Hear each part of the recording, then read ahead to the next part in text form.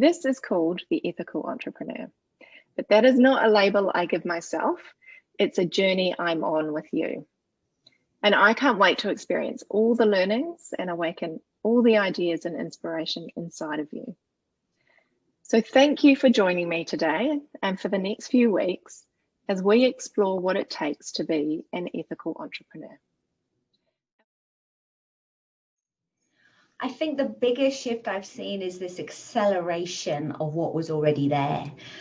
So this acceleration of people going, well, what's the point if there isn't a purpose behind it? So I think those seeds were already there, but the experience of working from home and this whole sort of, oh my goodness, the world turning upside down, and particularly here in the UK where I am, everybody, working from home, everything shut down on and off the last 12 months. People have really started to question, what am I doing? What's the purpose of everything? And I think that was already there, but it's really accelerated.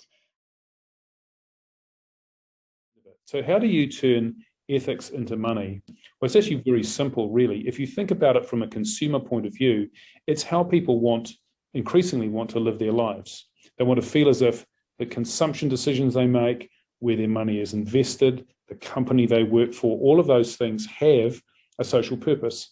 So if that's where human energy is going, if you're investing in that human energy, you're likely to get better returns.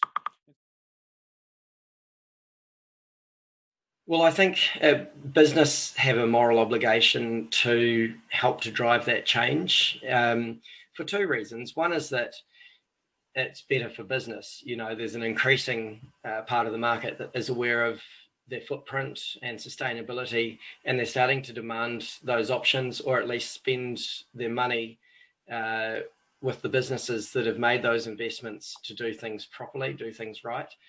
But on the flip side, a business has a huge amount of influence over its customers. If you're manufacturing biscuits and you decide to wrap them in one less layer of plastic or in plant-based materials, for example, or sell them in reusable containers that you bring back, you're driving that change because your consumers still want your biscuits and they're still going to buy your biscuits. But if you can show some leadership, which you have every opportunity to do, you can help change a lot more than an individual can change. So a leader within a business has that power, and therefore I think the moral obligation to use that power for good.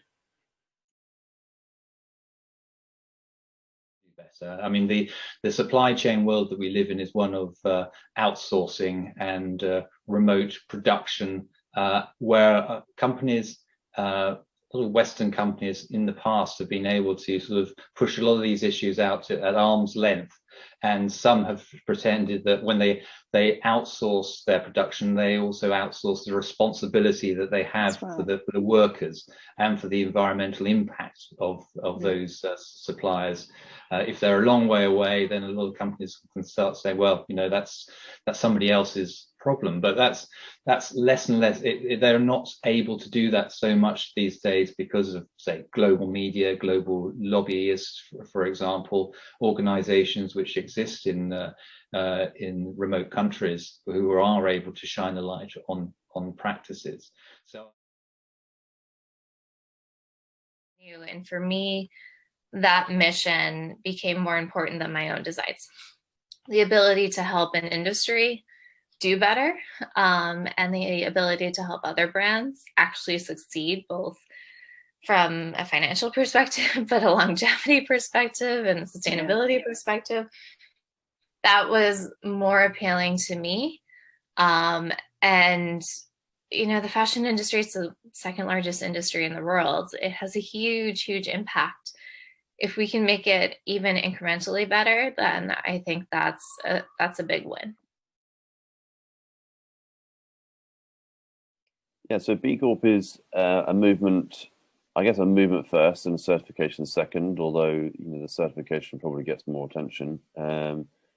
It is a movement for businesses. You have to be a business to be a BCorp, but you don't have to be a business to use our resources.